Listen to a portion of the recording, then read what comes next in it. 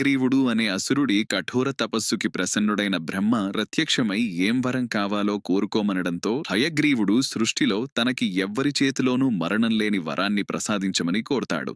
దానికి బ్రహ్మ అది సాధ్యం కాదు, వేరేమైనా కోరుకోమనడంతో మెడపై భాగం గుర్రపు తలతో మానవ శరీరంతో తనలాగే ఉండేవాడి చేతిలోనే తాను మరణించే వరాన్ని ప్రసాదించమని కోరుతాడు. వెంటనే బ్రహ్మ తథాస్తు అంటాడు. ఆ వరంతో హయగ్రీవుడు బ్రహ్మతో పాటు దేవతలందరిపై దండెత్తి వేదాలను కూడా అపహరించడంతో బ్రహ్మ శ్రీ మహావిష్ణువుని సహాయం కోరటానికి చూడగా అప్పటికే దేవదానవ యుద్ధంలో అలసిపోయి సారంగ ధనుస్సుని తలకింద పెట్టుకుని నిద్రపోతున్న శ్రీ మహావిష్ణువుని నిద్ర నుండి లేపడం కోసం వింటినారి తెగితే ఆ శబ్దానికి శ్రీ మహావిష్ణువు నిద్ర నుండి లేస్తాడని భావించిన బ్రహ్మ వమ్రి అనే పురుగును సృష్టించి వింటినారిని కొరకమని ఆదేశించడంతో అది వింటినారిని కొరకగానే వేగంగా వచ్చిన వింటినారి తగిలి శ్రీ మహావిష్ణువు తల సముద్రంలో పడుతుంది. దాంతో విశ్వకర్మ గుర్రపు తలను తెచ్చి శ్రీ మహావిష్ణువుకి అతికించడంతో హయగ్రీవుడిగా మారిన శ్రీ మహావిష్ణువు అసుర హయగ్రీవుణ్ణి సంహరించి వేదాలకు బ్రహ్మని, విద్యకి సరస్వతీదేవిని అధిపతులుగా నియమిస్తాడు. స్టోరీ మీకు నచ్చితే